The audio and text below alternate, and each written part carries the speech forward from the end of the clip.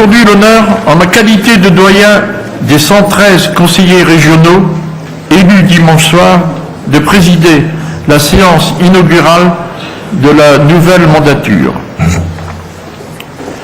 L'article L. 4133-1 prévoit en effet que le Conseil régional élit son président lors de la réunion de droit qui suit chaque renouvellement. Que pour cette élection, le Conseil régional est présidé par son doyen d'âge, le plus jeune membre faisant fonction de secrétaire. Ce même article précise que l'élection ne donne lieu à aucun débat. Ce même article prévoit que la première séance du Conseil régional se tient de plein droit le premier vendredi qui suit l'élection, soit aujourd'hui, vendredi 26 mars 2010.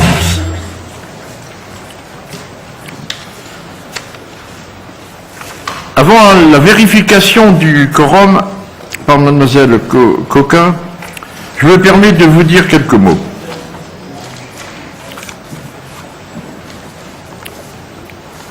C'est avec une certaine émotion que j'ai eu le plaisir de vous accueillir dans cet hémicycle où je vais siéger pour la première fois comme un certain nombre de mes collègues.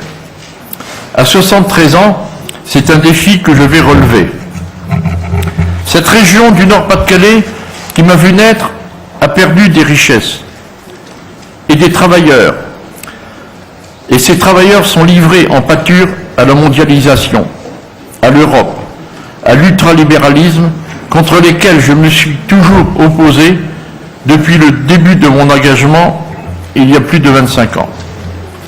Ces industries, ces savoir-faire, son patrimoine culturel, historique et spirituel, tout cela a été piétiné et envoyé aux oubliettes. Alors que les ouvriers vouaient une confiance presque aveugle dans ceux qui devaient les défendre, ils ont été laissés pour compte et souvent abandonnés.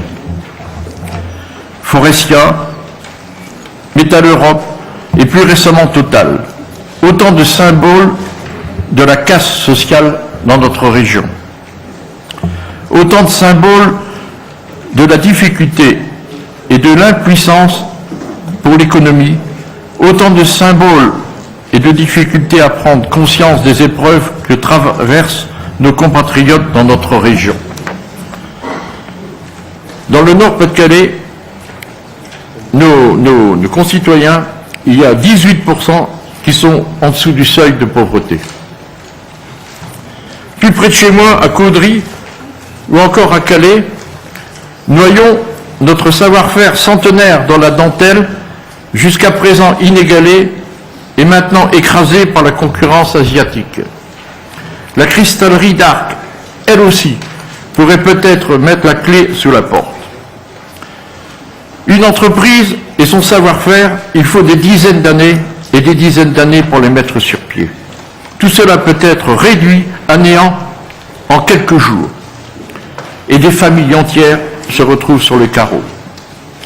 Enfin, notre terre d'accueil, qui a connu des vagues successives d'immigration italienne, espagnole et polonaise, qui se sont parfaitement assimilées par le travail et le respect de nos valeurs et de nos traditions, et de plus en plus touchées par le communautarisme et les atteintes à la laïcité. Ces terres d'efforts, de sueur, de ferveur, de courage doivent redevenir notre terrain d'action privilégié. Les habitants de notre région se sentent, à juste titre, souvent délaissés. Ayez à cœur, chers collègues, de défendre l'intérêt de nos concitoyens et de contribuer à rendre des couleurs à notre région. Notre mission, servir. Soyez nobles, soyez humbles, et messieurs les élus de la majorité, respectez vos opposants, car il n'existe pas de démocratie sans opposition. Je vous remercie de m'avoir écouté.